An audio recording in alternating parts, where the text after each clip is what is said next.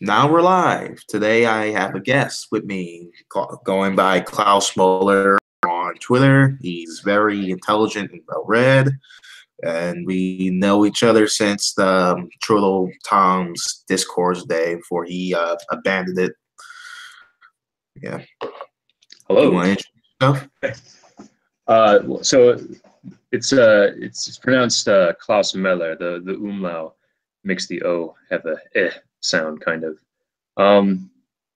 Yeah, I that's obviously not my real name, but yeah, I tweet under that name. I'm working on a blog right now. I have a couple pieces I'm gonna put up on there, and yeah, it's about. I mean, that's pretty much about it. So our current topics our today's topics are is libertarianism, other political philosophies, and the current state of American politics. This is me and Connor we consider ourselves pretty much right wing. I'm more of a libertarian bent, and I think he's like more of a somewhat of a reactionary bent. Is that correct? Um, I don't know. I'd rather just let our discussion speak for itself. I don't really have any kind of like loyalty to any label or anything. Yeah. Yeah. So what got you into Austrian economics anyway? Um, that's a good question. I think, well, in high school, I was really into labor economics. I was really into Marx. Yeah, for a long time, I was just really into Marx. I was into a lot of all kinds of wild degeneracy in those days. So it's kind of hard to remember all the things that were going on during then. But I think around maybe sometime after I got out of high school, I came across Mises, and I don't really remember how I came across Mises. But the first book I bought was Human Action. I read that. That kind of turned things around. I mean, there are certain ideas and like people that I read from that kind of period in my life that I still admire and I still like take ideas from and stuff. But like certainly, Marx certainly does not have much influence on me these days. Marx. Sorry, what? How you got into Karl Marx of all people? Well, like Really, to be honest with you, I really don't even remember. Like it's a lot. Like that was probably about like a decade ago. So it's like a lot of that is blocked out in my memory. But yeah, I mean, I don't know. You're young and you're into that kind of like emancipatory politics thing. I was very into I've always been into reading, so maybe I came across it in a library or something. Or I mean, everyone knows the name Karl Marx, right? So like, I probably just, Karl Marx is a revolutionary political thinker, so I'm gonna give him a read or something. I'm speculating on how I came across him as a young man, but that's probably something like that. yeah. And then you just, you look at the references there and you look at, you read the people he references and that kind of thing. That's how I got into like Proudhon and those kind of like socialist thinkers. Yeah.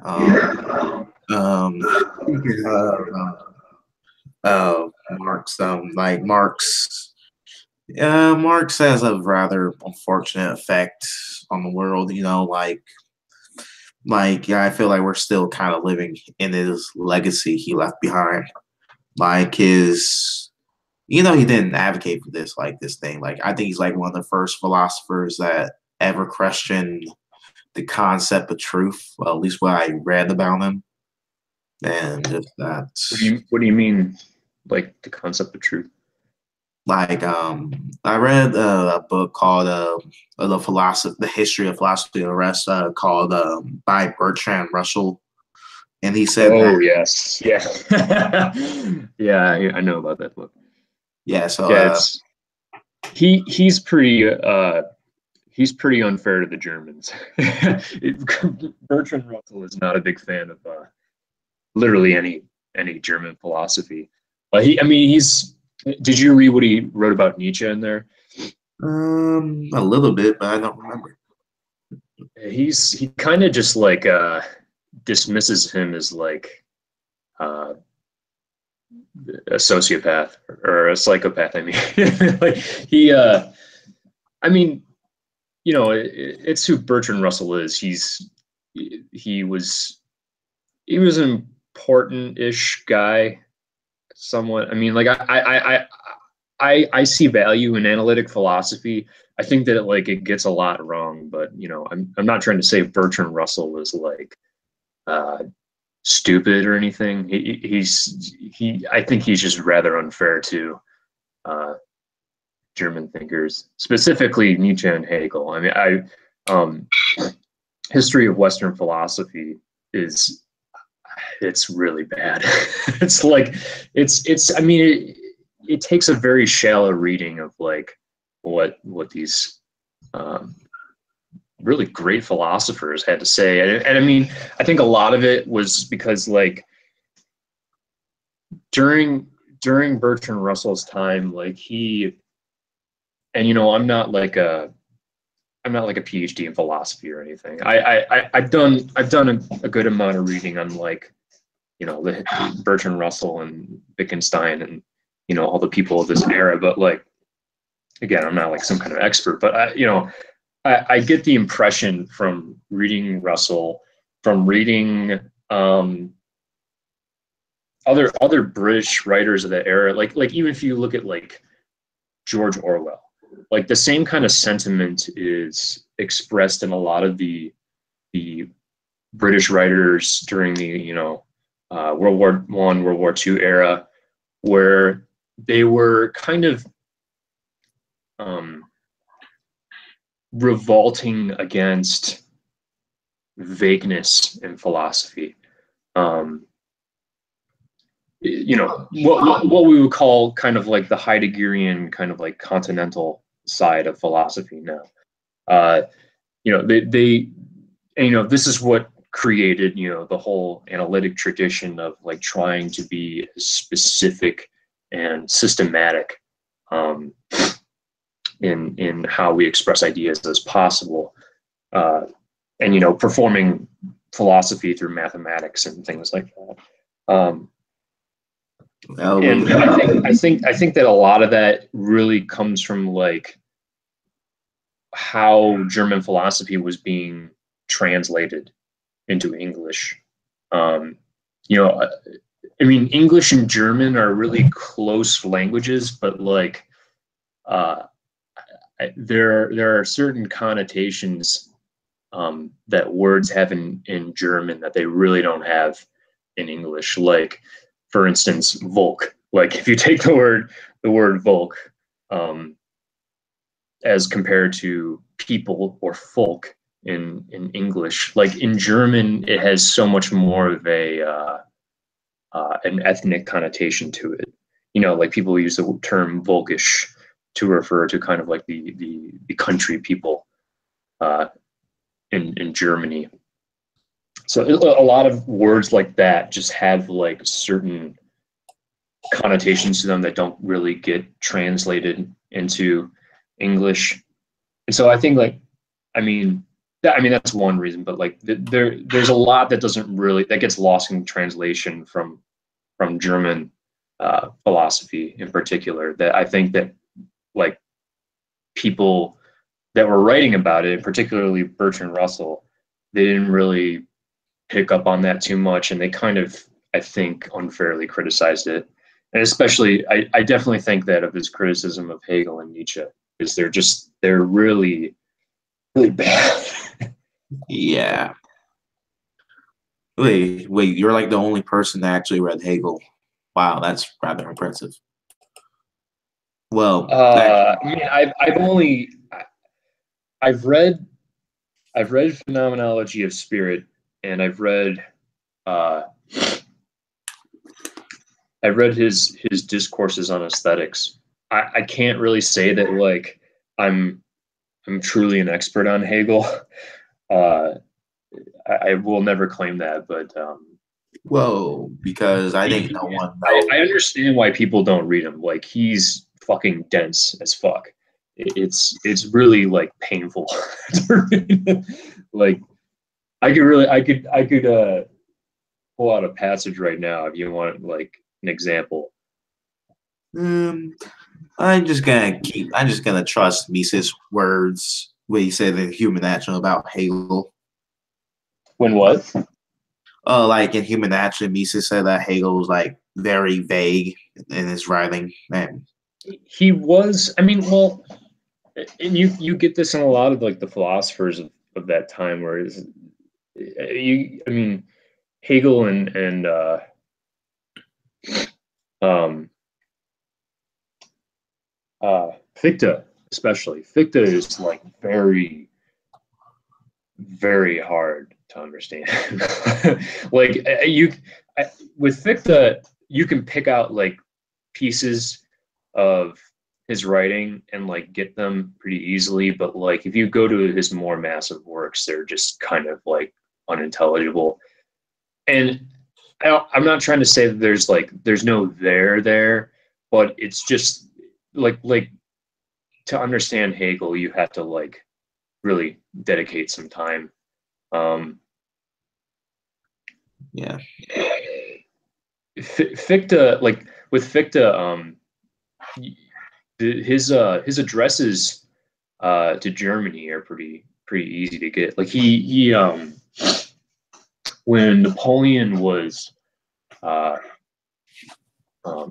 invading parts of Europe, he gave these addresses uh, to Germany, and they're basically like him just building upon um, kind of the uh, ideas of Johann Gottfried Herder, who he was. I don't know if we live when I was talking about him. I don't think we were.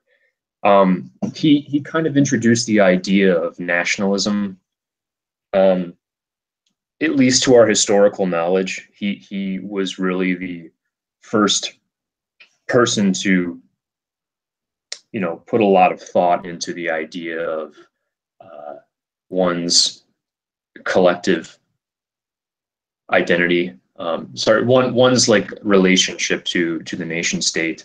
How nation states form. Um, that sort of thing. So he built on a lot of those ideas. Fichte built on a lot of those ideas, and they were really influential, in like the wars of unification and things like that. yeah. On Sorry. that, um, just well, I think we've been seeing a rise of nationalism, and I was watching a video the other day, and this guy was pretty much criticizing a piece that some neoliberal wrote about nationalism, saying it's like a bad thing, like a cancer or plague, and he just said, and the guy who criticized him said that yeah, this is like a relatively new concept, like it's can be seen as a good thing, like it's a natural thing to have like some type of identity. What's it? What's the new concept? Nationalism? No, like the piece the guy wrote. Let me Okay. Yeah, sorry. like he was the guy who wrote the opinion piece of that nationalism on the rise and that liberalism or neoliberalism needs to be need to overtake that. Yeah. Um. Yeah. It's the actually, while we're talking about like German thinkers, one of the things that one of the points that Johann Gottfried Herder made in his treatise on the origins of language. One of the points that he was making was that like the idea of a world state or um, a world market, which I guess is what a world state would imply, is just the total impracticality, or the sorry, I worded that sentence weirdly. The problems of it are like the total impracticality of like such a thing. In terms of like communications, uh, like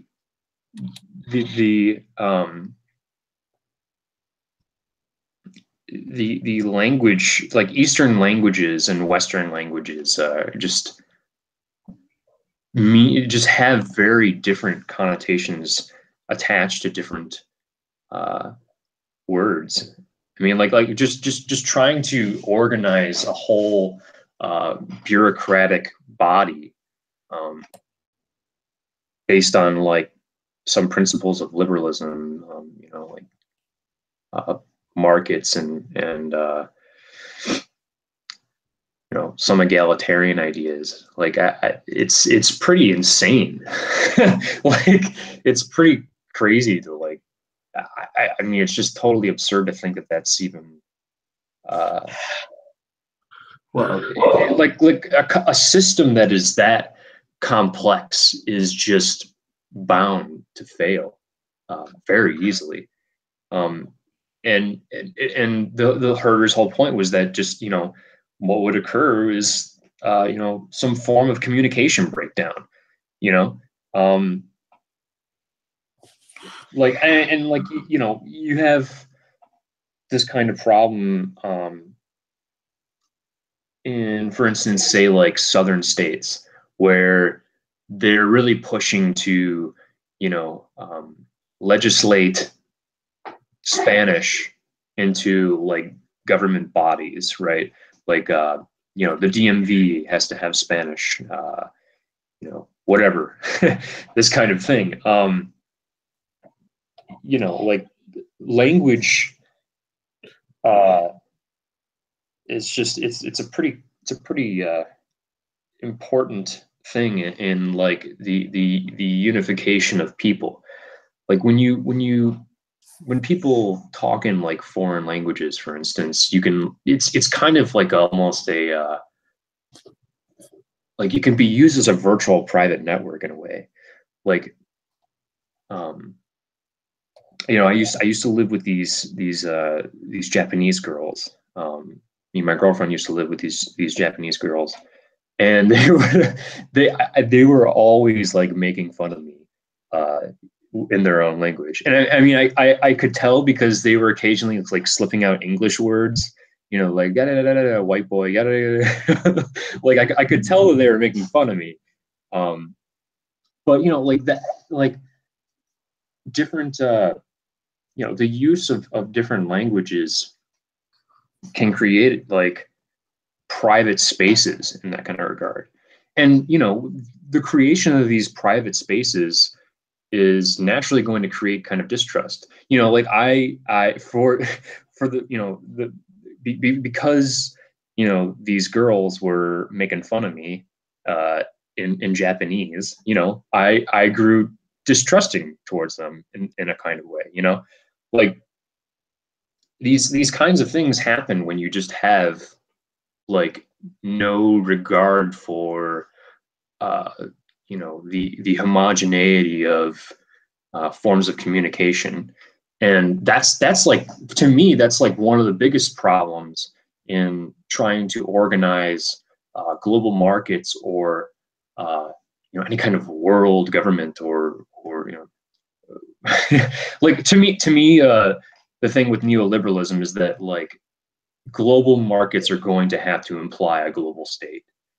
Um, just so what's that?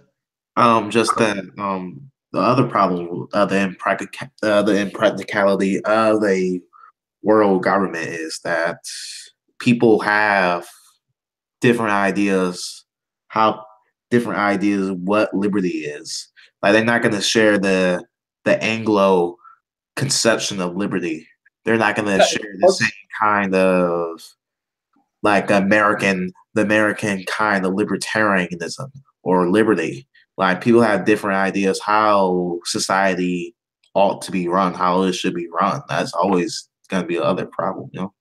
Yeah, right. The other thing is that like people want this to coincide with democracy.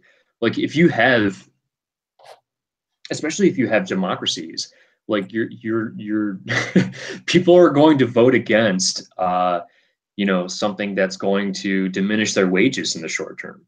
Like like it's it's so impractical. It's crazy. I in some way I like, though I do subscribe to um, Austrian economic theories and things like that, and we could talk about economics today if you want, but like in terms of like trade with other countries, like I think that you have to have sort of an attitude of autarky, right? When creating foreign policy, um, because the people in your country are ultimately in some form going to determine the representative democracy or the policy that is put forward.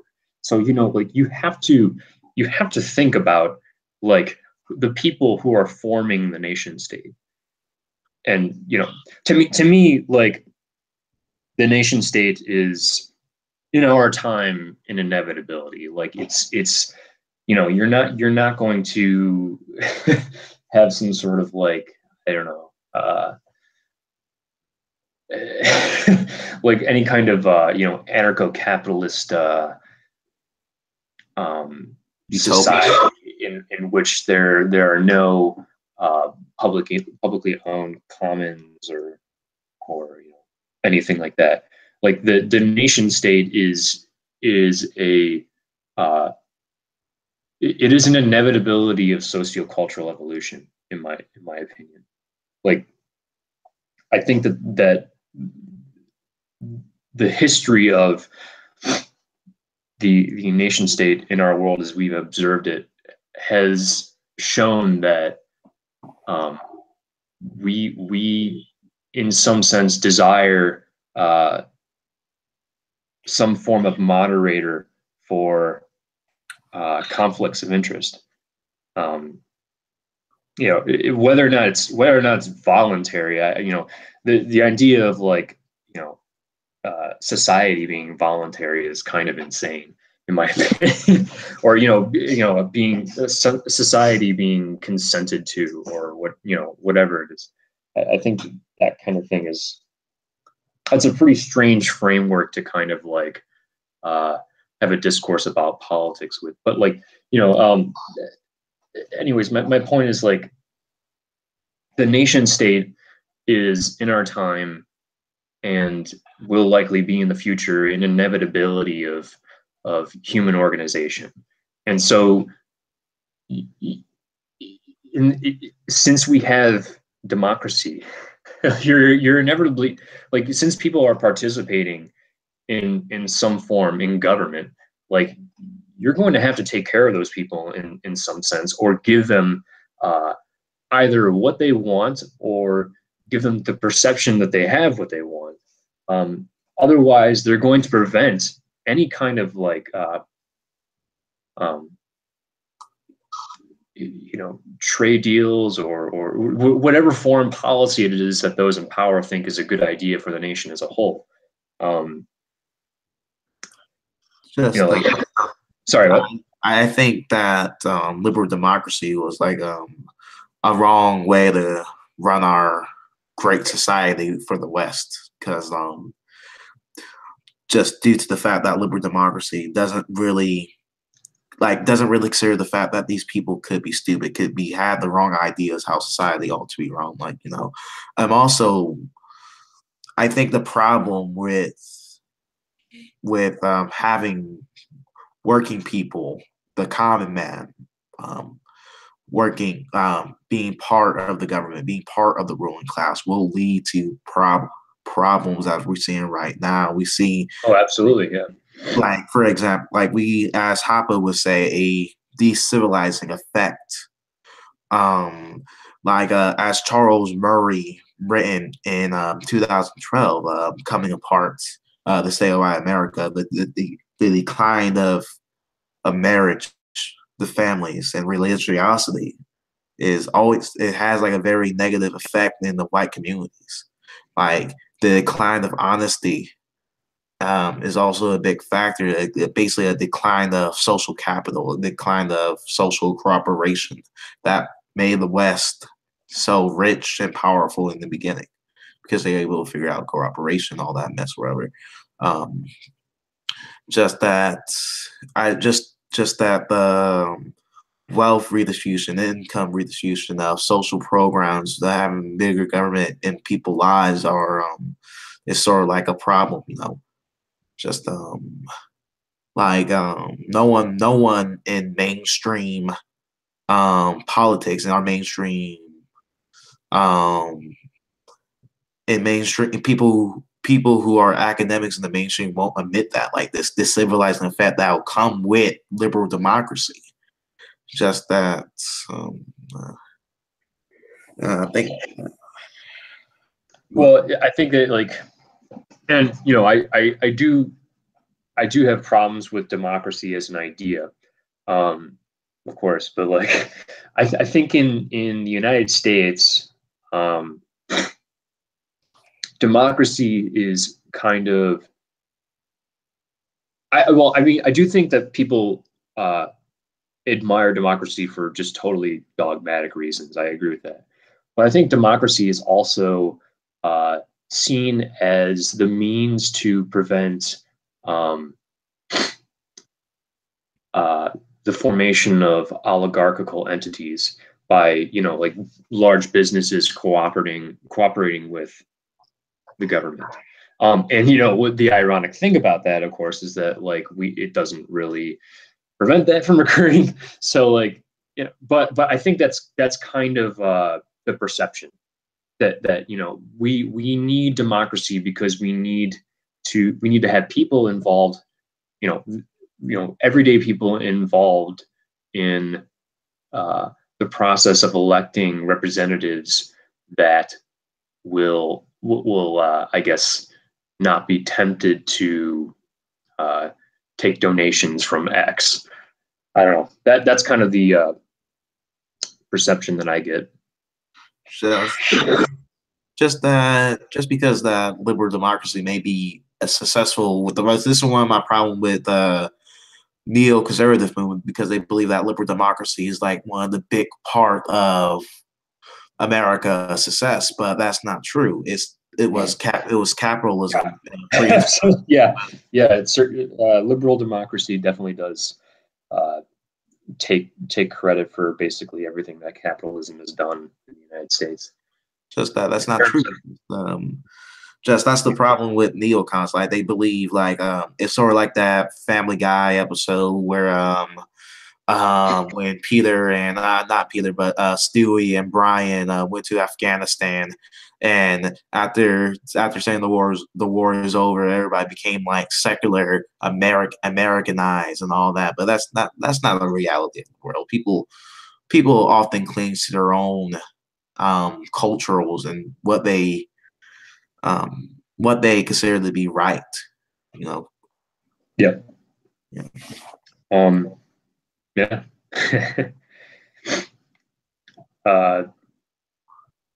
Yeah, I definitely think that. I mean, you even mentioned the Middle East in particular. I definitely think that kind of liberal values that the West has are just totally incompatible with Islam. I mean, I'm not I'm not like some kind of expert on Islam, but I certainly get the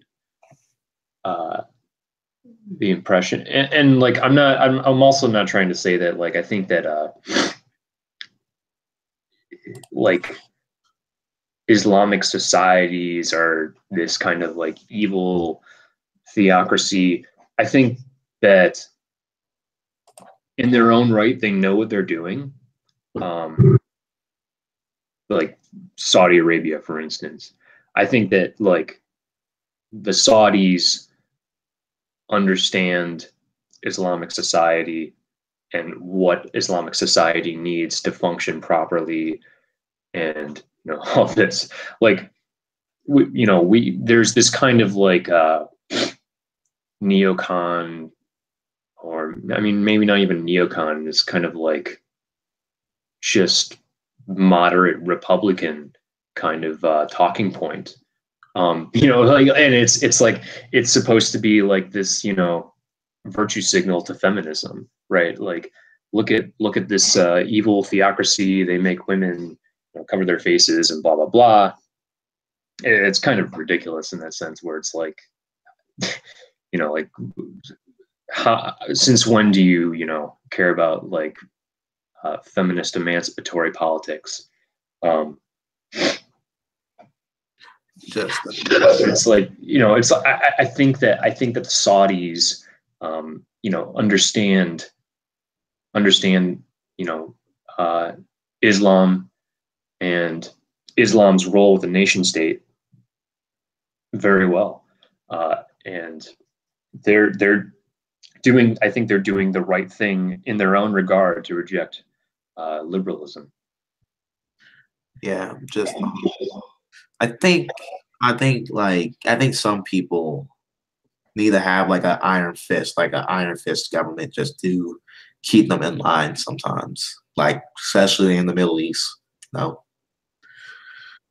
just who came up with the idea of trying to spread the democracy or trying to make the world safe with democracy? Who came up with the idea? When I could tell you, but it might be too hot for YouTube. I kind of hate Wilson because of that. I could tell you like the certain tribe that is responsible for the spread of that idea, but it would be too hot for YouTube. That's kind of what I'm trying to say. Oh, okay. Let's avoid that topic. Okay. Just something needs to come on. It gotta be like some mainstream academic who's willing to call that out, like not willing to just tell the truth. But the people who are willing to do that are on the fringes, like always been on the fringes, like Rothbard, Hoppe, that Russian fascist, what's his name? Andrew Dungan, or something like that. You're thinking of Alexander Dugin? Yeah, him, Alexander. He's an interesting guy. I mean, like,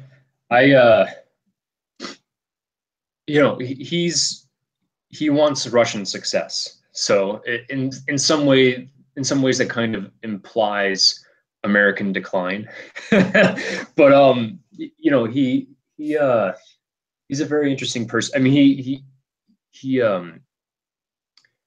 has these lectures on what he calls ethnosociology. They're very interesting. I would definitely recommend checking it out. I don't know, like how much you've read into him, but just he gets this kind of like Rasputin kind of branding. Like what's Putin's Rasputin? That's what people call him. And I think I don't know. Like his relationship to Putin is not really at all like that. I mean, there was a point in which he was, kind of influential on Putin, but I certainly don't see that as much anymore.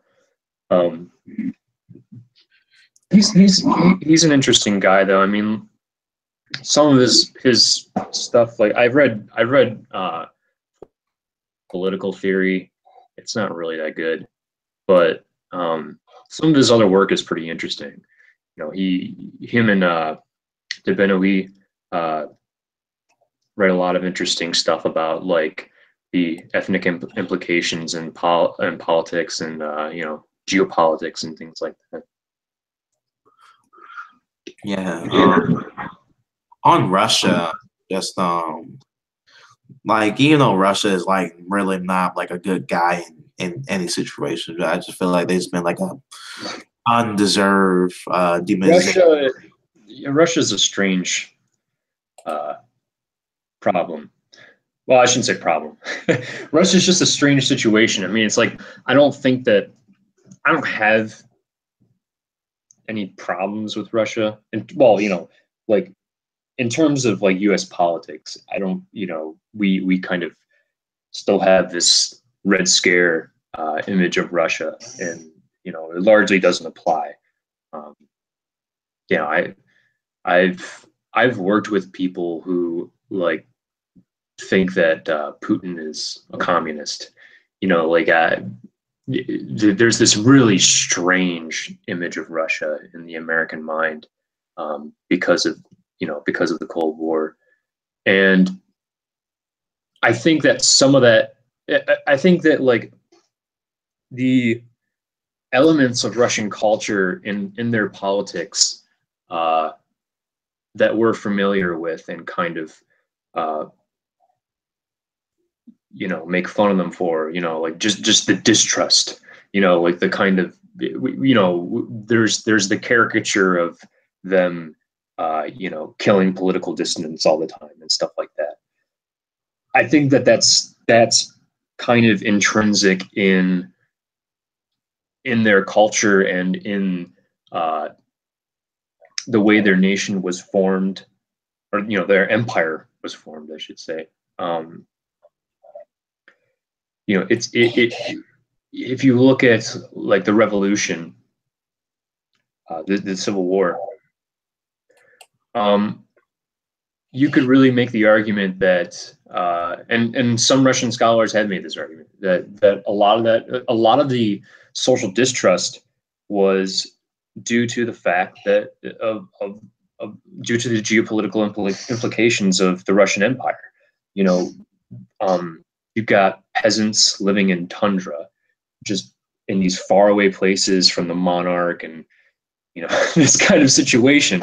It's similar to what I think are the geopolitical implications of the United States. Like, we have Washington, and Washington is just so far removed from fucking Idaho. Like it's they're just two completely different planets. You could even say. There's the culture of the elite is so different than the culture of the peasantry. Like even the roots of that culture is so different, are so different. And so I think that was kind of like the kind of social distrust has always been in Russia, because of their culture and because of kind of their environment. Very cold, very, very disparate landscape. And so Russia's kind of just I think Russia is a low trust society for those kinds of reasons, and that there's lots of corruption. I don't disagree with all these boomers and neoconservatives and whatever, that there's tons of corruption in the Russian government, in Russian life in general. There's Yeah, and I'm not trying to dog Russia or anything, but from the viewpoint of someone in the United States, there does appear to be a lot of like, social distrust. And so I think that like that's a big problem they have to deal with. Are they trustworthy in terms of like foreign policy? I don't think that like I don't think that Russia actually has it out for the U.S. in like any kind of you know um, tangible sense. Like they certainly want to see our decline in to the extent that it will help them, expand. Um, but I don't think it poses a real threat, to be honest. I think that they're a greater threat to the areas around them. That makes sense. Well, well, we have right now in the world of foreign policy, which is a complex mess. We got the United States, the global hegemon, China, who's attempting to be a hegemon, and Russia, guys know, and trying to restore some type of. I think they're trying to restore nationalism back. That's why I think they're so expansion. They're very strange. They kind of want to be isolated from the global community, but at the same time, they want to expand their influence. Like it's this really strange, kind of paradoxical approach to foreign policy.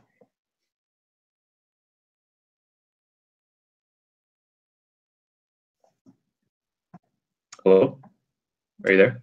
Yeah, I'm back now. Oh, okay. Sorry. What you said? Oh, I was just asking if you were still there. I didn't know if you cut out or something. Oh, before that. Oh, I was just saying that Russia's approach to foreign policy is kind of paradoxical because they want to be isolated from the world, but at the same time kind of want to expand their influence, especially to the immediate areas around them. Well, as a nation state, it's sort of rational to be like a hegemon again. Sure, yeah. But from my understanding of Russia, I think they don't have the money or resources to be a hegemon again. No, their military in particular is kind of designed to fight a Cold War. Well, not a Cold War, but it's designed to basically last.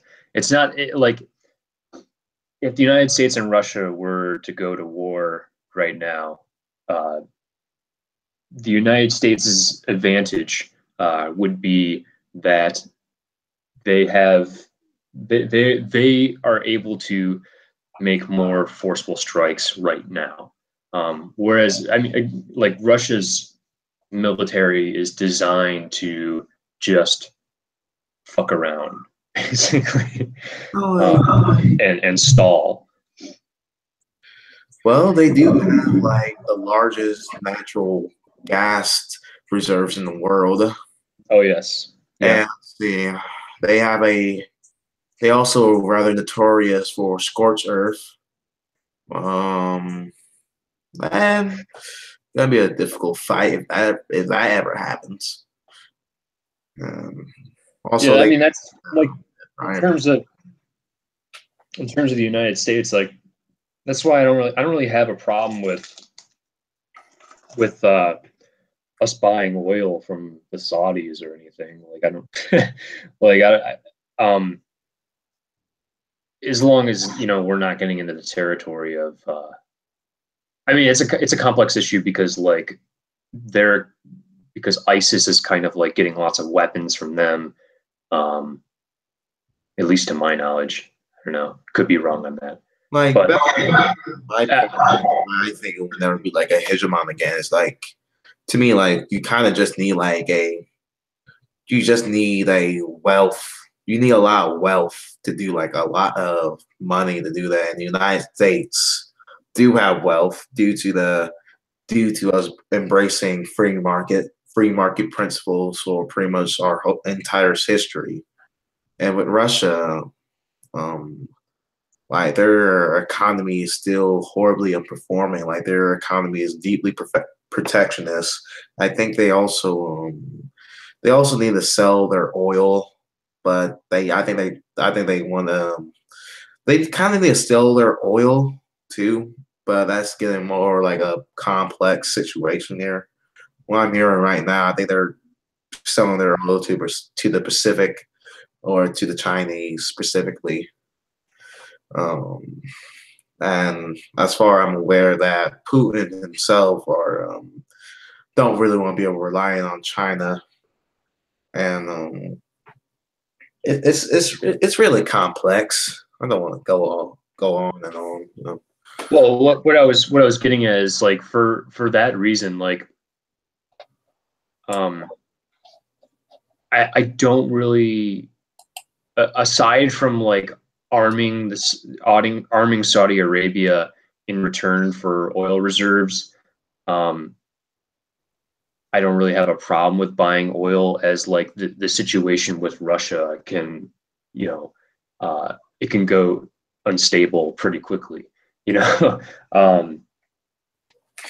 Like they're like a But powder. You know? what's that? It's like a powder keg. Yeah, like well, but I don't really see that like there will be anything in the immediate future where like we'll have a problem with getting oil from Russia, but you know, Well, um, it'd be nice. for that reason, I don't really mind that we get oil from the Saudis. Well, it'd be nice if they like sell their oil to like like a Western country like Germany. You know. Oh, that won't. I mean, they do actually already supply some Western countries with oil, but it's a very politicized issue there too. Yeah, everything gotta be politicized. So we can't just have like peaceful free trade and a voluntary society. And I don't know.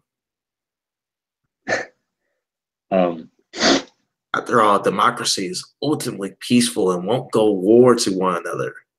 So if we just spread democracy all over the place and also spread capitalism all over the place, we will be a peaceful world, free trade, um, liberal Western values, and other stuff.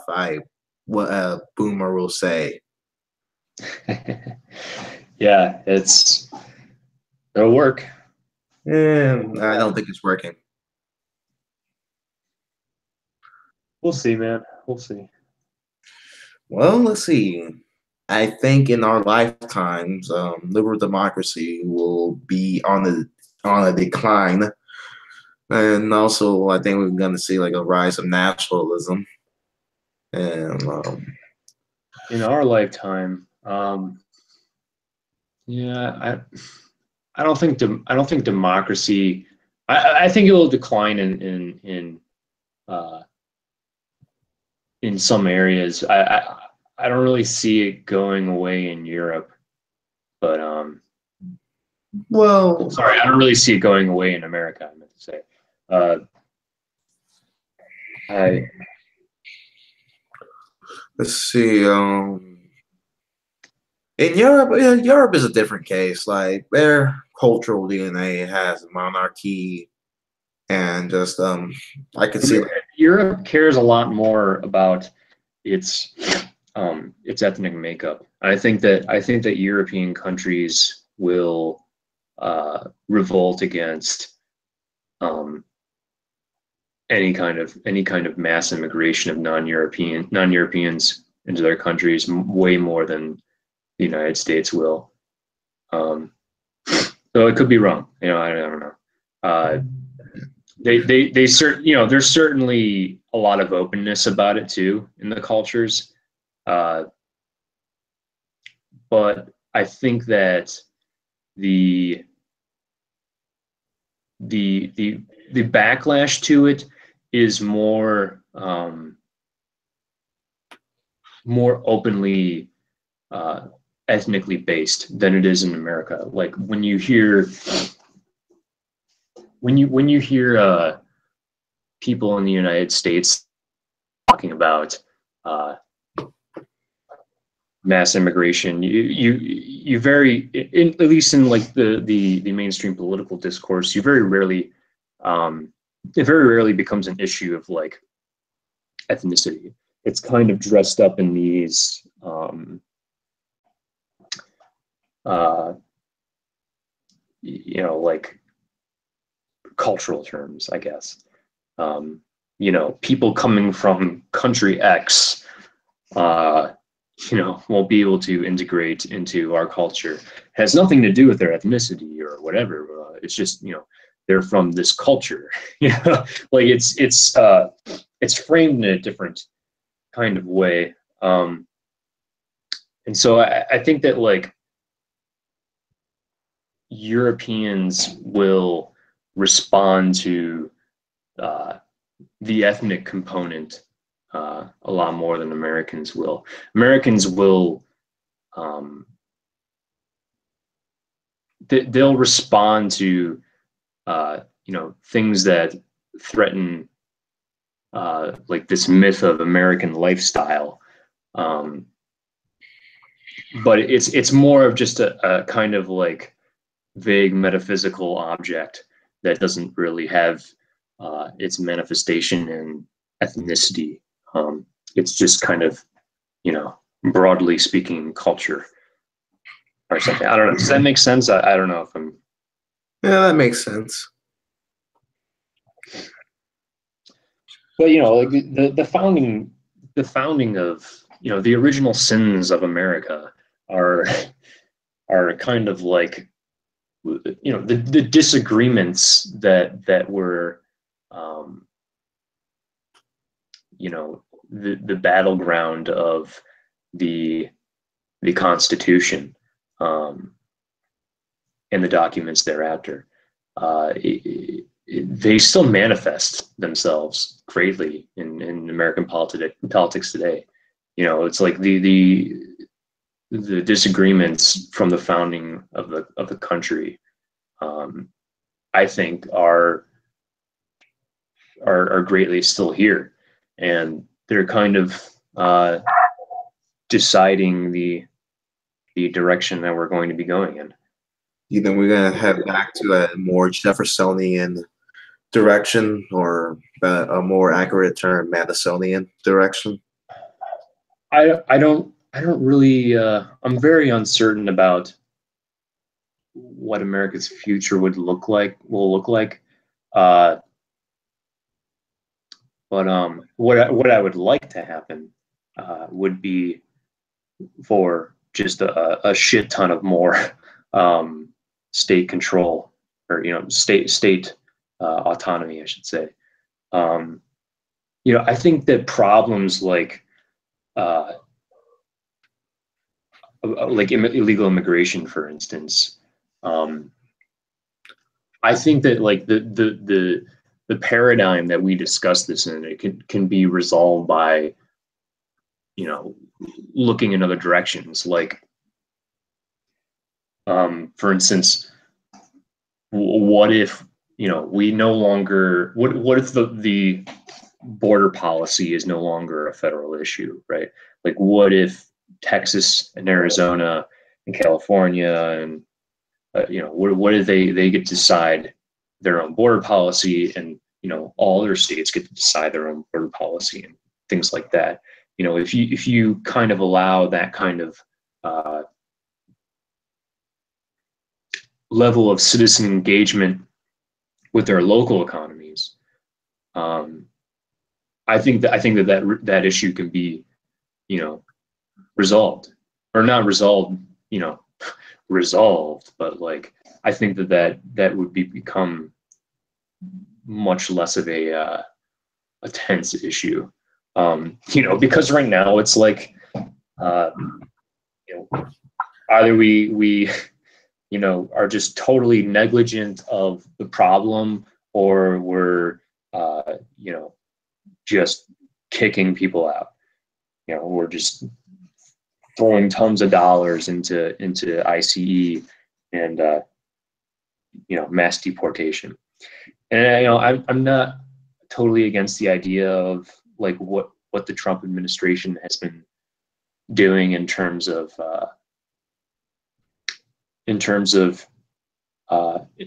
handling immigration, and handling illegal immigrants that are already here, I should say. But I think that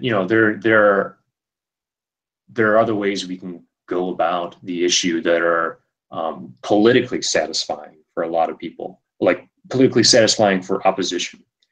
You know, I think that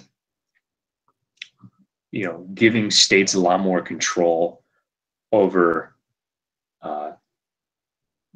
over themselves is a great way would be a great way to resolve a lot of national tension. Will that happen? I don't know. I don't think so. I like if I want to make a prediction, I wouldn't predict that would happen. Yeah, I don't know. Yeah. Just back you mentioned the founding fathers before. Which one you personally more identified with? The with Alexander Hamilton, James Madison, or Thomas Jefferson? Those three big people. I'd probably say Madison. Why Madison? The 5 foot nothing dude. I mean, like, I don't really, I'm not too crazy about, I don't really get into kind of like theologizing over the founders. I do love, I love my country and everything, and you know, they had great ideas, but I certainly place more of my political identity, at least as an individual, in European historic figures than American. But I guess for me, I'm more attached to more American figures. Yeah. Well, partially because I'm American and I'm black, says the guy with the Basquiat picture. Well, he's a funny guy, man. And just like I'm more attached to like people like Thomas Jefferson, James Madison, because I was like born in this culture. I was born into this society. I think Jefferson has the most correct ideas how government should be run and how property rights should be respected. Like I don't agree with Jefferson on everything, but he has the right idea how society should be run. He has the right idea about natural law. He has the right ideas on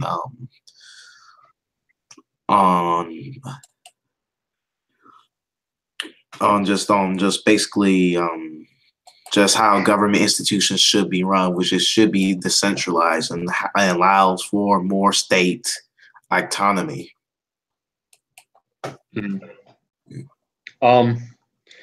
Yeah, I mean, I don't know. I guess in terms of like how you were framing the question before, I would probably place myself between Madison and Jefferson.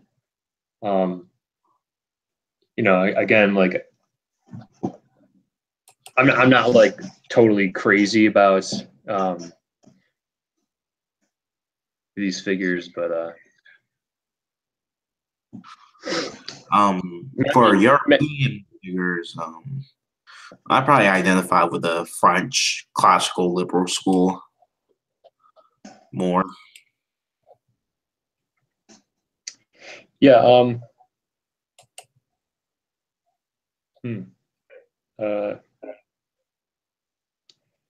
I probably would have to say that I'm influenced by Germans, probably more than anything.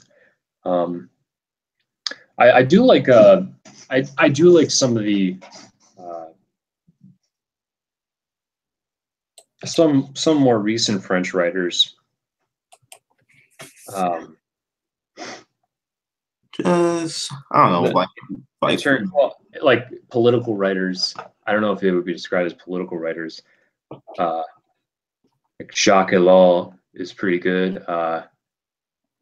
Who else? You reading Foucault, bro? Michel Foucault. You reading Foucault, bro?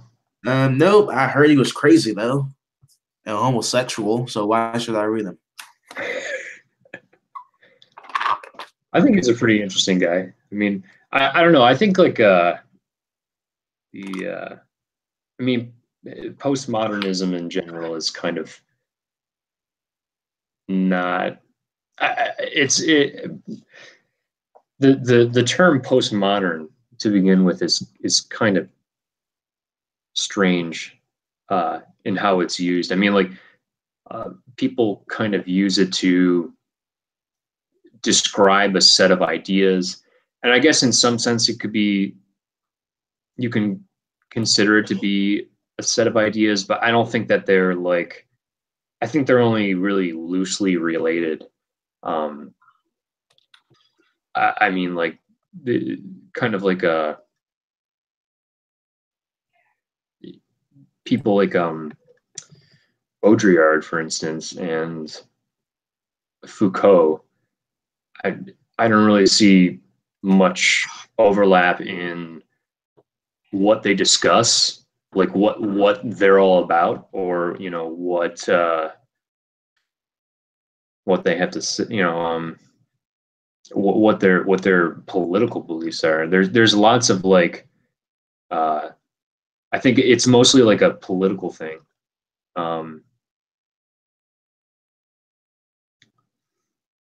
Yeah, like people see that Baudrillard described himself as a Marxist at one time, and they kind of just, you know, say, well, enough with that, or whatever, you know, like as if like that's enough content to you know, determine whether or not this person is readable. I mean, like Foucault is, I don't, like, even if you are generally right wing, like I don't think that Foucault, that means that Foucault has nothing to offer for you. Have you read Lord King's criticisms of Foucault? Oh yeah, I was engaging with him on Twitter about that. I think he didn't really. It's just, he just kind of did what most people do, and that's like, you know, he's not historical, you know, whatever. I mean, like in terms of the historical accuracy of his work, there are certainly some inaccuracies there, but I don't think that like the point of his, you know, like History of Madness, for instance, the thesis, like, or you know, the point of the book is not to really describe the history of madness. It's really just to, I guess, get you thinking about what is madness in society. And actually you kind of see that same sort of idea in like Deleuze and Guattari. You know, like what you know, we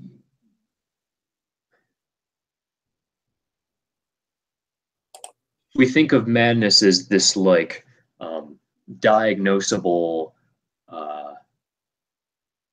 thing. It's just a kind of strange attitude, you know, like we think of madness as, or you know, mental disorder or psychological disorder as something akin to having a cold, or you know, like it's diagnosed in the same, it's functionally diagnosed in the same way. And I mean, that's just a very strange way to think about it, you know, especially since external behaviors are, you know, you really have to speculate about what the internal causes are for them in order to, you know, come to conclusions. but he talks a lot about how quote unquote madness has been treated throughout history, and it's interesting that like how that has evolved along with our economic system. He kind of he remarks about science in a way that like the process of studying things in scientific ways in a way that like he describes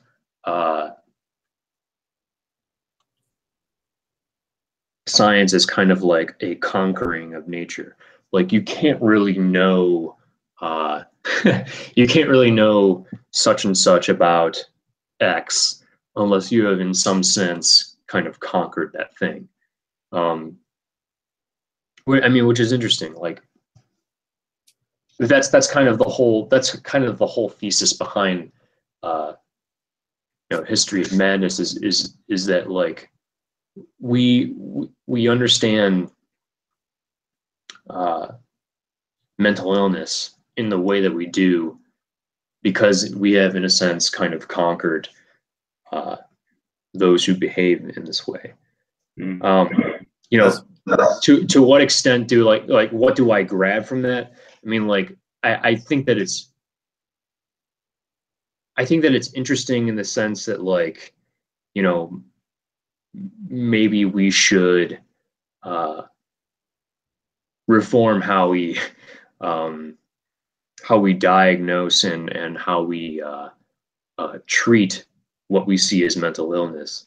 I don't see it as like just let fucking murderers run rampant in the city. But I don't think that that's what he was trying to say either. But these Foucault and Derrida in particular are kind of not really well understood by a lot of the people that criticize them. You think Lower King? What's that?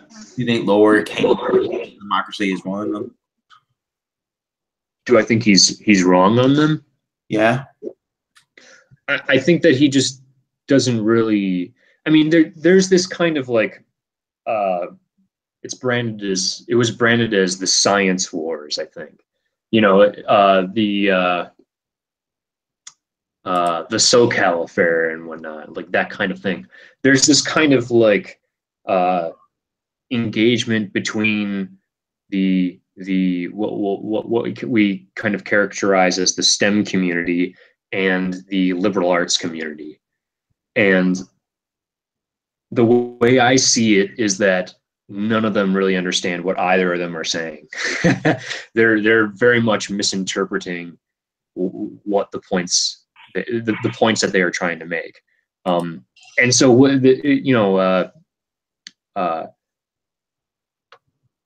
I think that his criticisms are just kind of the typical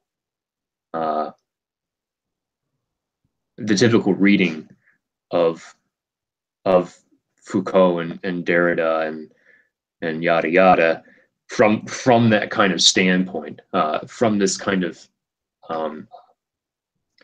science, technology, engineering, and math kind of standpoint.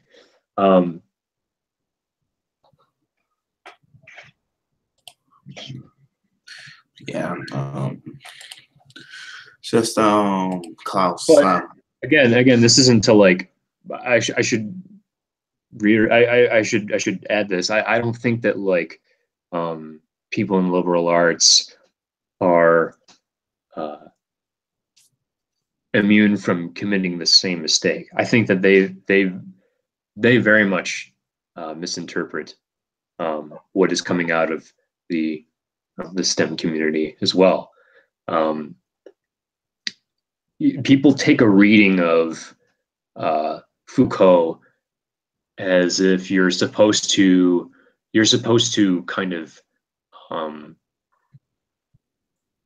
deny the conquering effects of modern science, right? Like people kind of understand him in that way. Well, that this the thing about the French writers is that like they're taught in a certain way, and people take their ideas and kind of form their own political movements with them.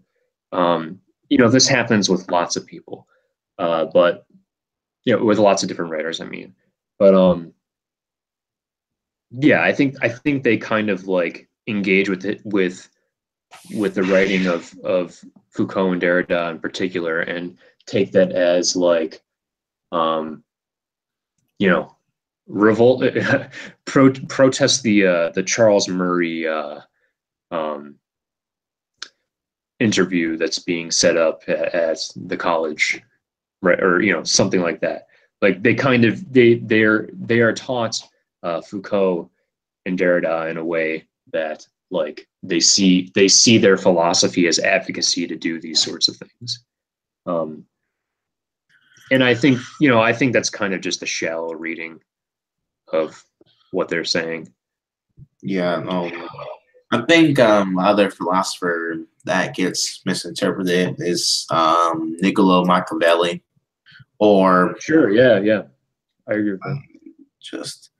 I read The Prince a while back, like this is how a prince should. Oh well, not should, but like it's sort of confusing because he doesn't really say ought to do, but should have, like I don't know what the right word is for Machiavelli realist philosophy is that like my main problem is that I think realpolitik is sort of misused today. Like people calling themselves like pragmatists, Like for me, I just think realpolitik is like a framework to understand how politics work,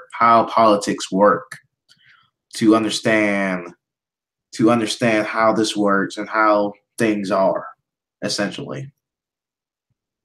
Yeah, I mean, I do agree that there are pretty malignant misuses of realpolitik, but like you look at a guy like Henry Kissinger, the most hated man in American politics.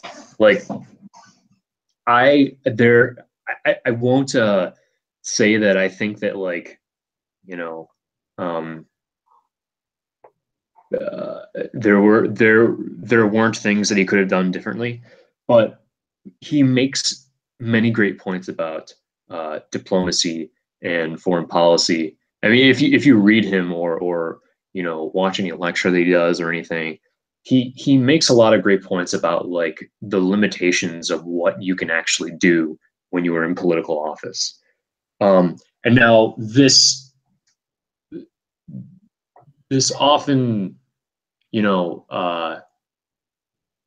can be used to be apologetic for just totally tyrannical, unnecessary activity, especially military activity. But I don't think that there's nothing valuable in the work of Henry Kissinger, or I don't think that every single thing he's ever done as a Secretary of State was like total evil or anything. Every Secretary of State we've had since Henry Kissinger has basically been a Henry Kissinger clone in some regard. Like including Hillary Clinton. Come on, that's giving her like a big compliment there. She wasn't a great state. Again with Hillary Clinton, and I gotta run and use the bathroom really quick after I say this, but with Hillary Clinton, there's a lot of I don't like Hillary Clinton. Of course I don't like Hillary Clinton, but like there's a lot of propaganda about like who she is, what she does, what she could have done, and yada yada. And yes, she's a piece of shit, but like I think that there's so much scapegoating going on here, and it's the same thing with all kinds of like bad guy political figures like Henry Kissinger. Like there's so much scapegoating that goes on that, and with Donald Trump too. Like there's so much scapegoating that goes on that like people don't rationally determine, you know, actions that they do. They kind of just like look at that and they see that it's part of this. It's part of this narrative that they already determined is the case, and that anything they do is part of is part of the uh,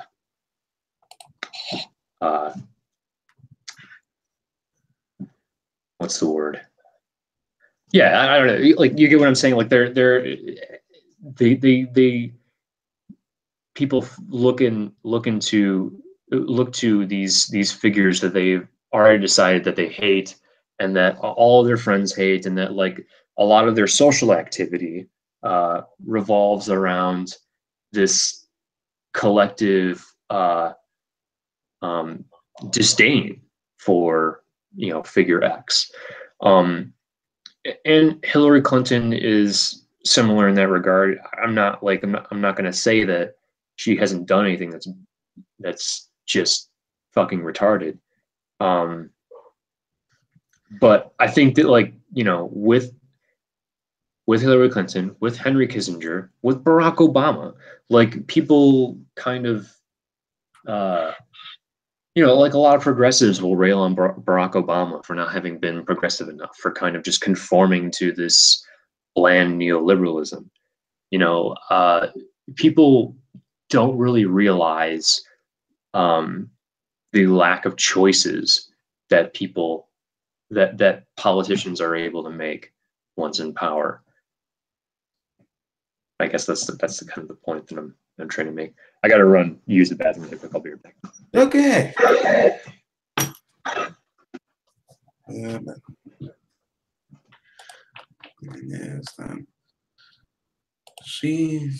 think she's just incompetent, though. I think she's incompetent. I don't understand why people. Well, I don't average. People are just. But,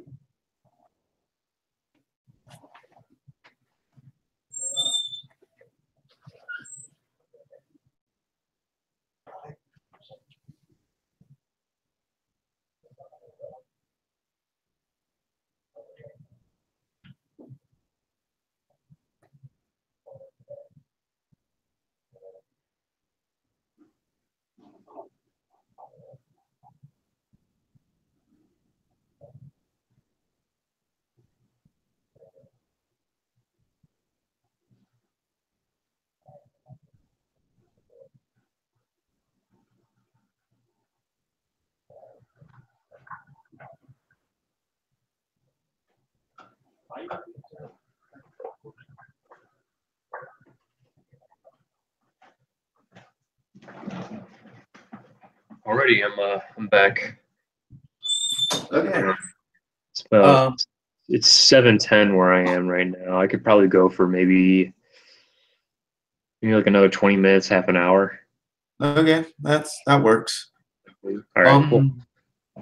On mentioning bring on your point that politicians need to act now than later. Like Tom Woods has a Tom Woods have a rather balanced and fair assessment of Henry Kissinger, actually. Really? That's interesting. I would not have expected that. Well, it was very balanced. Well, like he's a libertarian and just like I think they really gave like a great analysis of Henry Kissinger. Just that to understand his mentality, that you need that he acts in the present, essentially. That he needs to act what decision he's making, in a sense that politicians face all the time.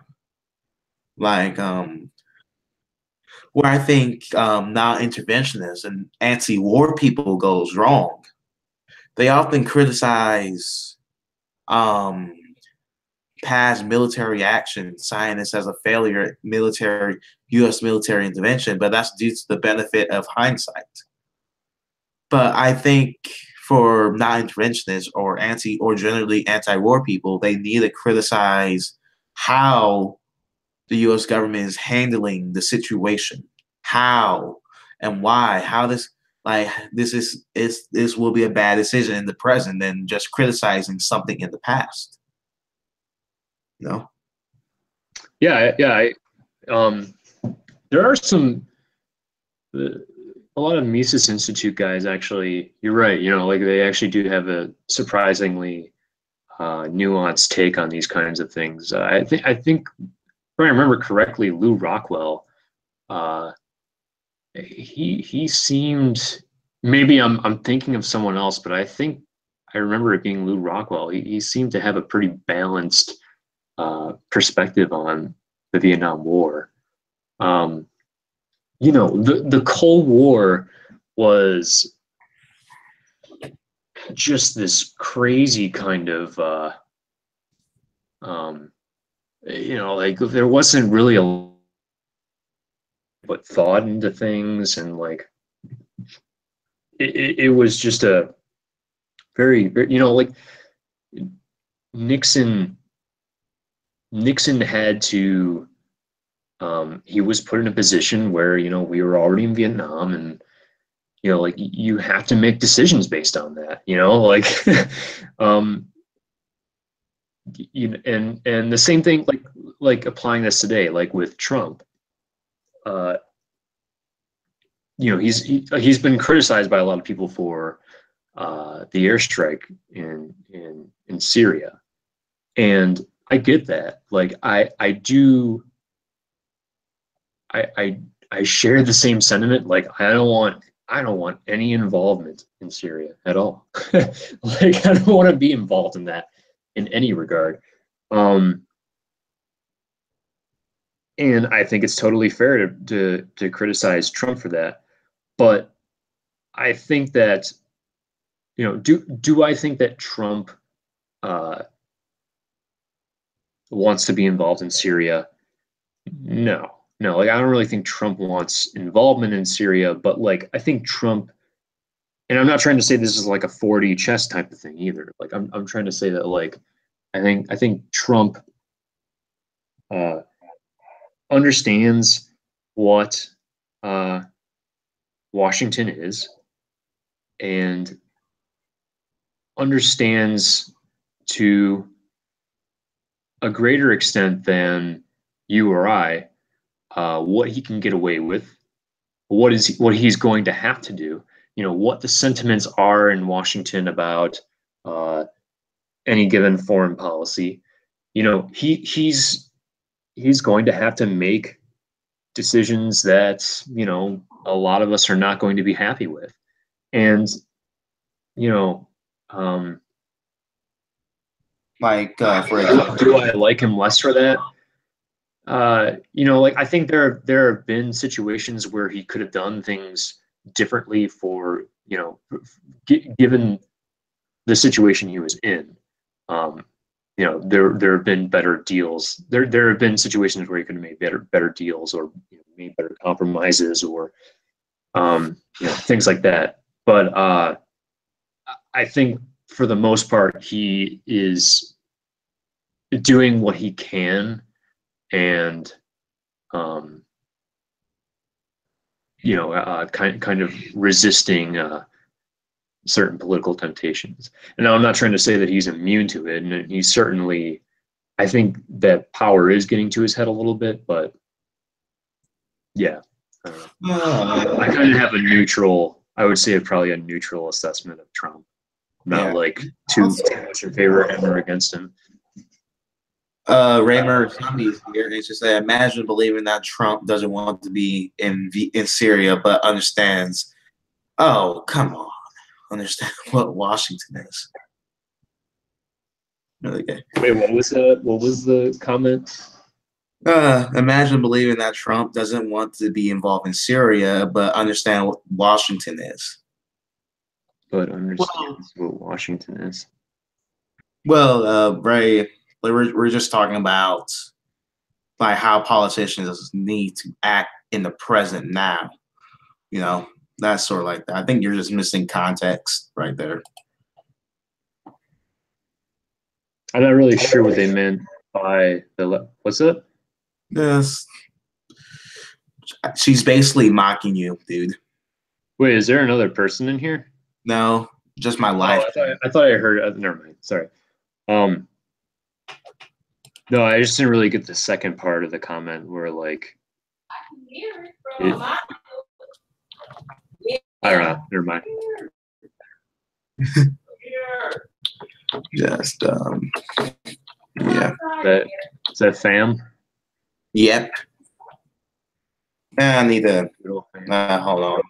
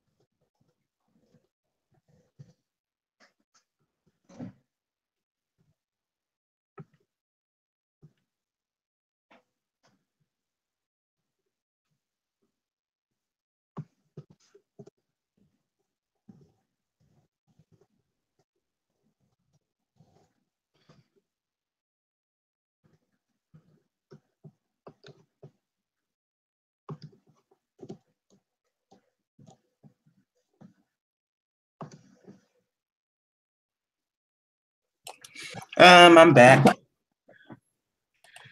Already. Yeah. What was saying? I don't remember. All right. Like how politicians sort of need to act now in the present, need to make a decision. Sort of. 1 second.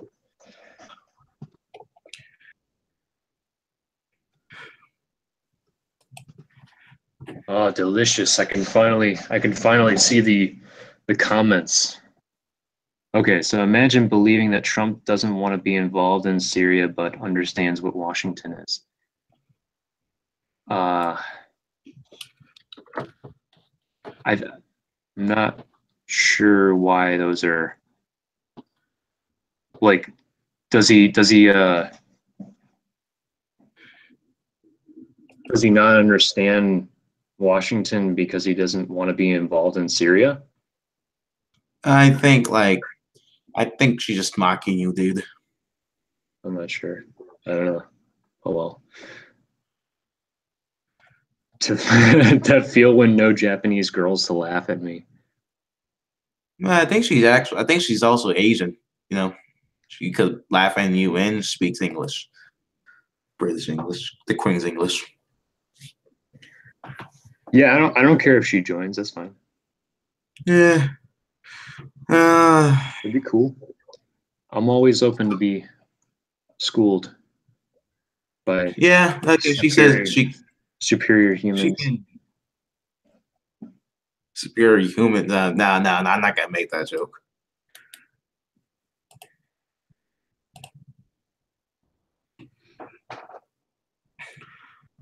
Oh God, you just invited everyone.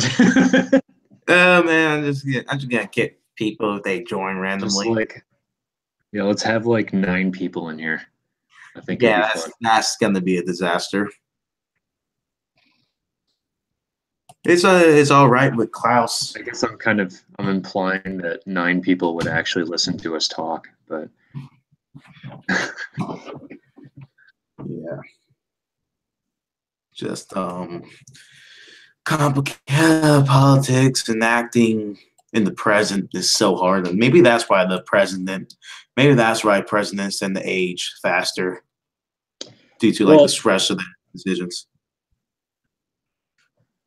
yeah, I mean, like, given the apparatus of Washington today, I mean, even Washington in Kissinger's era, like, there's not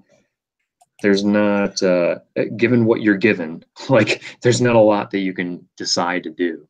Um, Like Vietnam. it doesn't mean that we have to restructure the political system to some extent from the bottom. Yeah, I think it does, but um,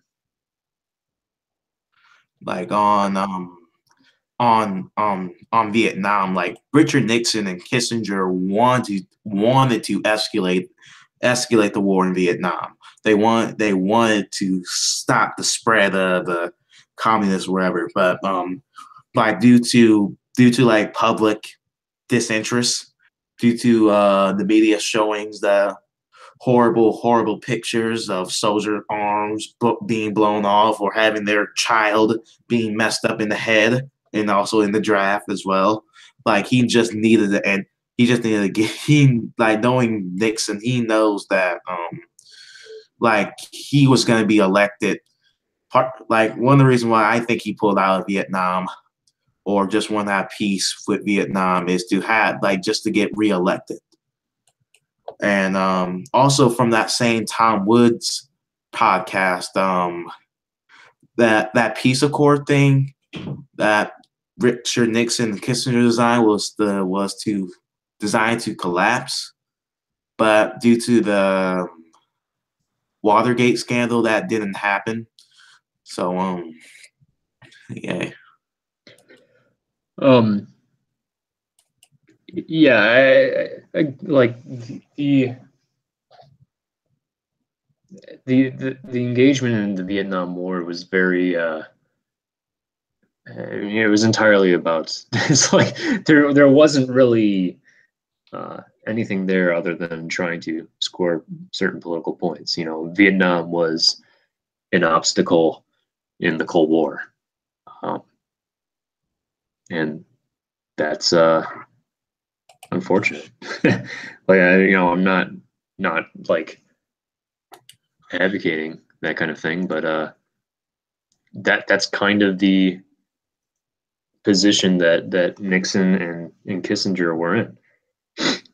Yeah.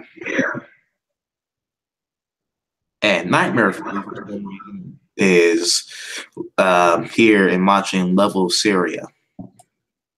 Nice. Yeah, I think that's a bad idea for a variety of reasons, but hey, what do I know? Isn't that the guy who like unironically calls himself a Cold War liberal or something?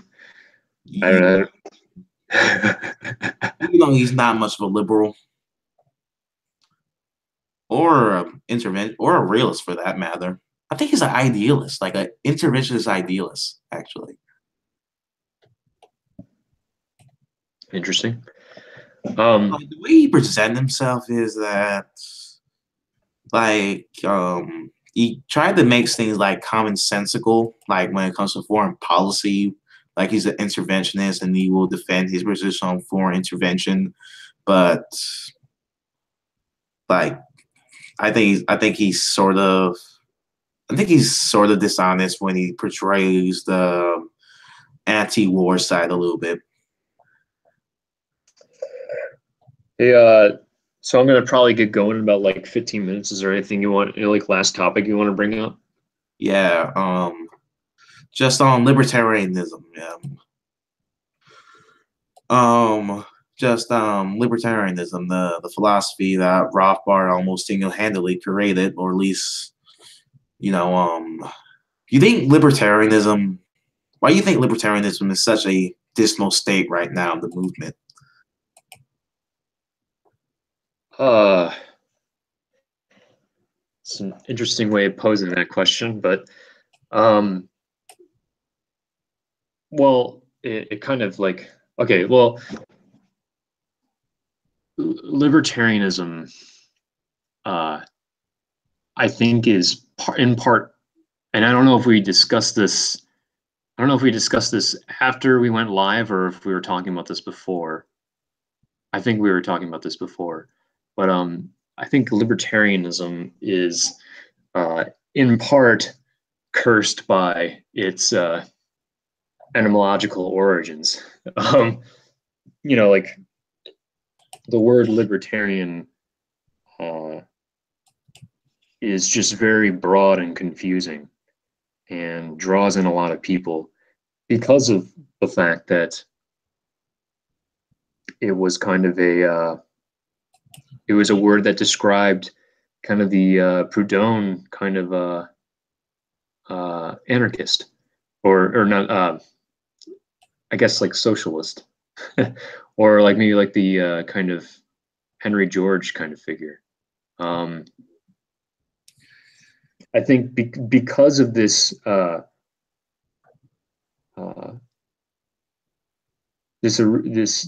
original the shift in the meaning of the word, especially in context of where you are, like if you're in America,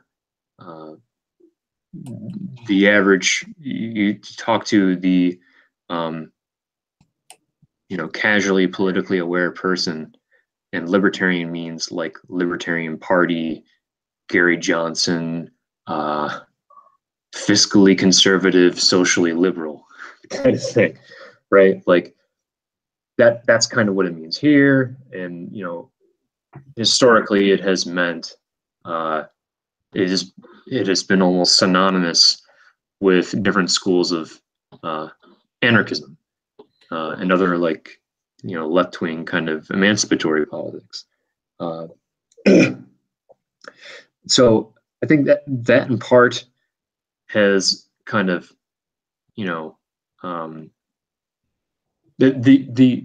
misunderstanding and the I guess what libertarianism is supposed to be all about. It's supposed to be about voluntary interactions, right? I guess I guess that's the like the most broad understanding of like, or that's what most people could kind of agree on it meaning. Oh wait, hold on one second. Oh, he's only staying 15 more minutes, so it would probably be rude of me to come in and just talk about Trump, the U.S. government, and Syria. It'd be a derailment of what he's really talking about. All right. Anyways, so like, this kind of like idea of a consensual political framework, I think, is in itself the problem that libertarianism in general has. And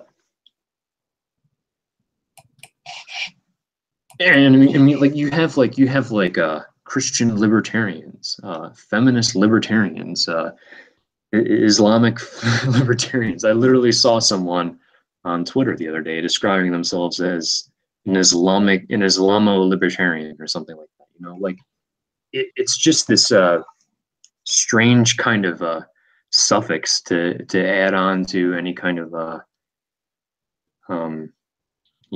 ideology that you would describe yourself as having, or at least that's what it's becoming in some sense. Like, well, the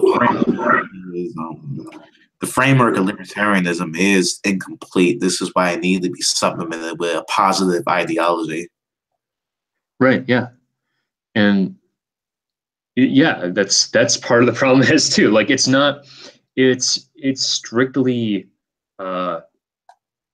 just a statement about one's advocacy for natural law. Like it's not really much beyond that.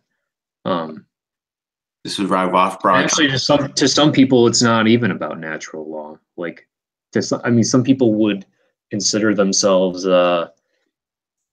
consider libertarianism to be something like a like market socialism or something like that. It's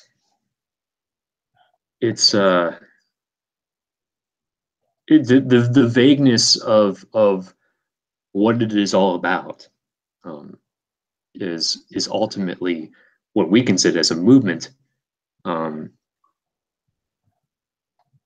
because a lot of people with a lot of different interests and a lot of different visions of what libertarianism is get attracted to it, and it just becomes kind of yeah.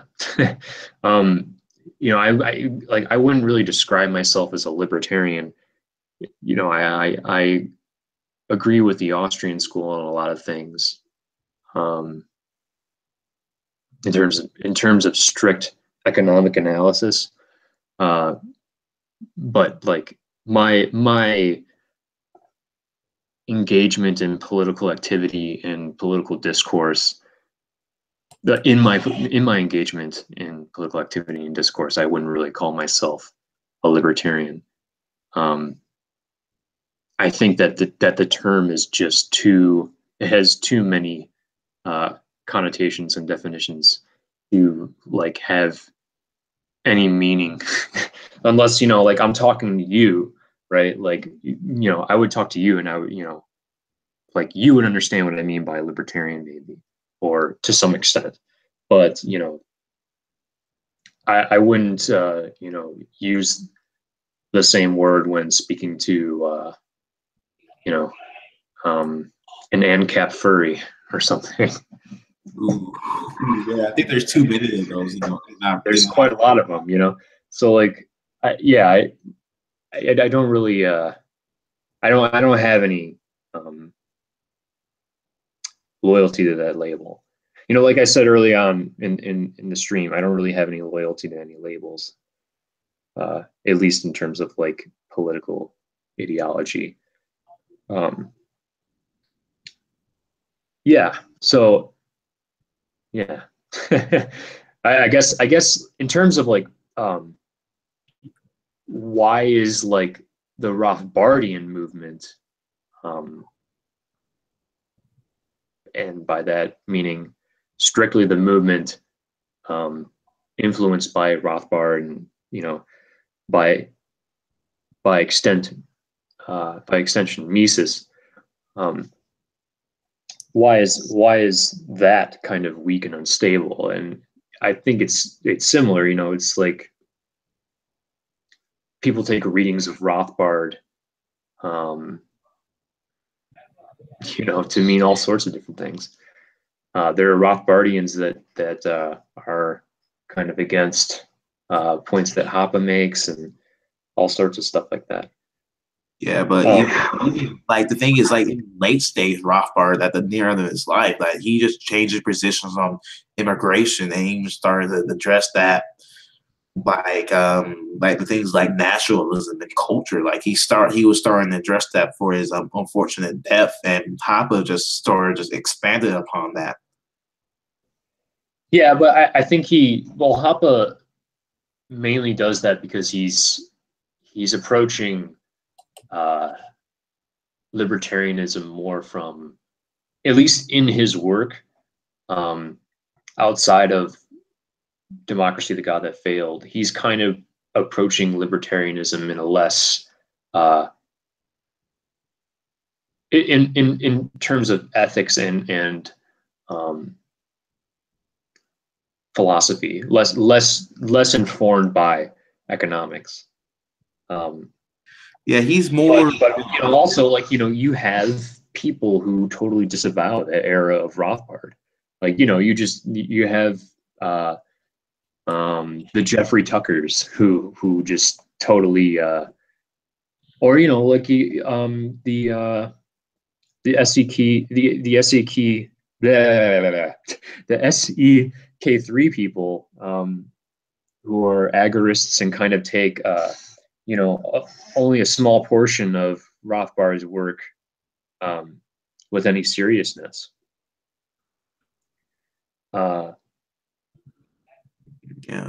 it's interpretation is a big problem with these with political movements, and that's why more dogmatic movements have been successful. Yeah. Um, just that. Like when it comes to oh man, I forgot what I was about to say. When it comes to someone like Rothbard or Hoppe, like who are very hard rights, I think people who are on the more leftist, more on the egalitarian side of things, will probably tend to shun that. Um, just Well, I think that people who um, a lot of like people who are maybe, I guess you would say, formally progressive and progressive in an economic sense, like kind of like New Deal, uh, Wilsonian types who get into libertarianism through, the party and that really fiscally conservative, socially liberal kind of rhetoric. They see the kind of uh, the Hoppe group and like are because they've come from a place of like uh, social egalitarianism, let's say, because they come from a place of that, like they don't really they see this kind of Hoppe branch as just like synonymous with brown shirtism, like they see it as just like uh, straight up fascism, like they don't. Yeah. Yeah, I mean, so I think that that's part of like why you have that you have like the Cato crowd, and you have the what's it called?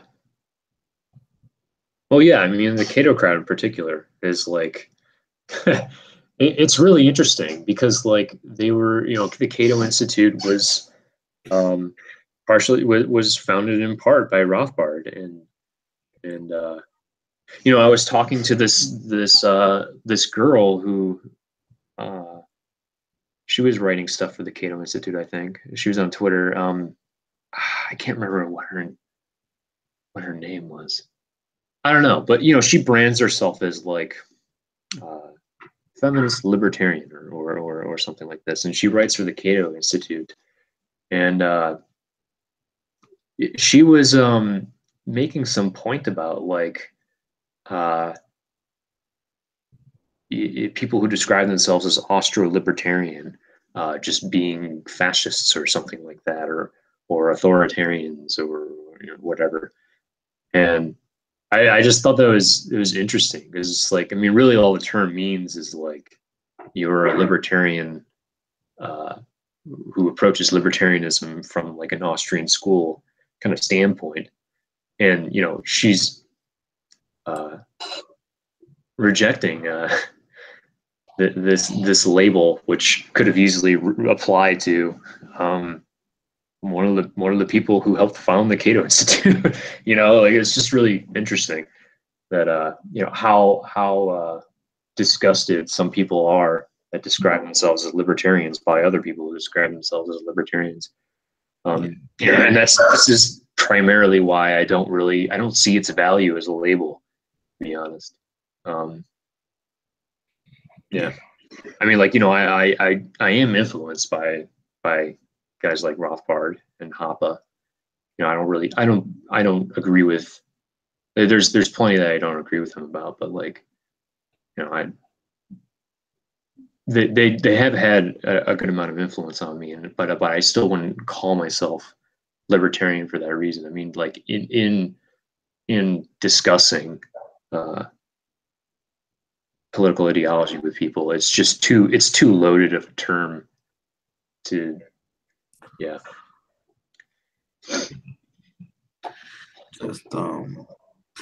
Just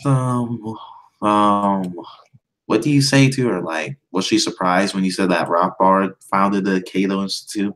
with the Koch I brothers? didn't say that to her. No, I just like I didn't even really engage with her that much, but she was just like she was just describing.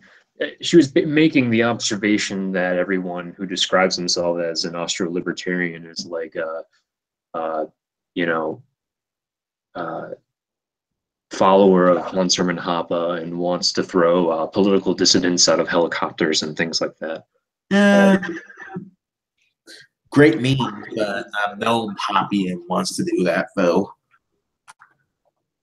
Questionable, but Maybe Cantwell, but like more down to earth Hoppians won't do that. Just yeah, just like you said before, it's a very broad term that can encompass very many ideologies. I'm sorry, what was it? You're right about that. That libertarianism is a very broad ideology that also is very complementary to other ideologies. Yeah, I mean, it really is only just all it is suggestions for a legal framework. Ultimately, that's what it boils down to. Like, it's not really, like there are serious limitations as to what it advocates for in the structuring of a society.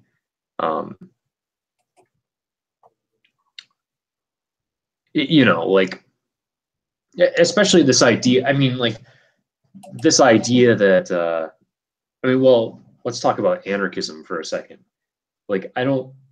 There are people who describe anarchism as an achievable form of society, and there are people who kind of describe anarchism as an approach to political activity. So we'll talk about the former because this is what I mean when I say anarchism. And anarchism it's not a stasis. Like, it's not. It really, I really don't understand how anyone could believe it is anything except a temporal or a temporary phase in regime change or something. It's just totally contradictory in its own terms. Like, and I think the same thing about anarcho-capitalism. Like, you for anarcho-capitalism to exist, you would have to have everyone in that society recognize natural rights as if they were legal rights. That's a pretty profound thing. Like, it's just not even. It's not a possible biological, psychological, or economically. It's not a possible circumstance. Like it's not going to happen. I think most ANCAPs really want like really decentralized states. To be honest, only only honest ANCAPs will admit that. Like, I think that they have this understanding of law enforcement and military as if it is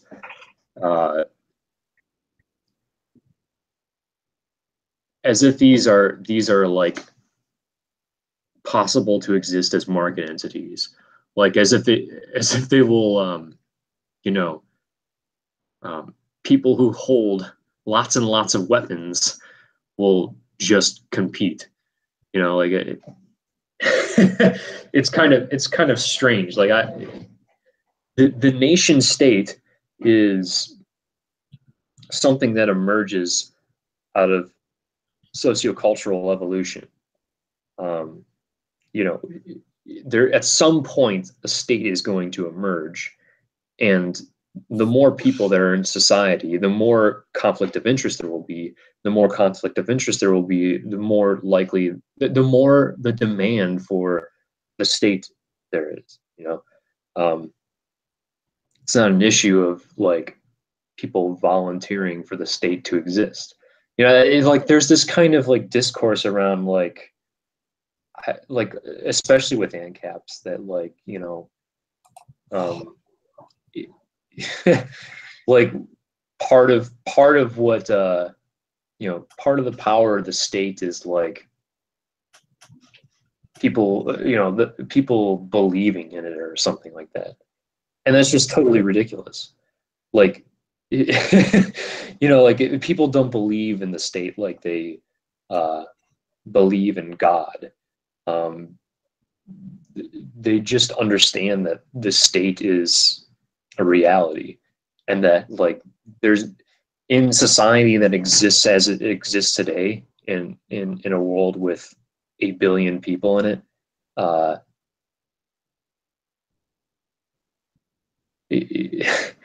like you're not going to eliminate the state without replacing it with another state, Yeah. at least not in a developed country. There's too much conflict of interest anywhere that you'll go. Yeah.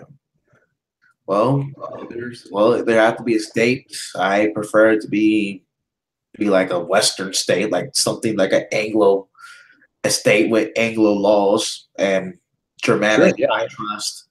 Like yeah. I think it's called America, dude. I think we just found our libertarian paradise. But I try being serious. I'm being semi-serious on that. I think America is like the closest thing that a libertarian will have for any society. To some extent, like I think that America's failure to achieve certain aspects of what you and I would define as a desirable liberty have really, a lot of that has like come from the geopolitical reality of America, and the whole kind of federalist thing. Yeah. So I think I'm gonna end this stream here. Go for it. Yeah, shout yourself out, Klaus. Yay me. Yay. Okay. I hope everybody has a good weekend. I hope people who watch this stream enjoy themselves and learn a bit about pretty much a bit of everything. And also, I think I'm gonna retitle this as Peak Philosophy with Klaus Moller. Okay. Peace out. Later.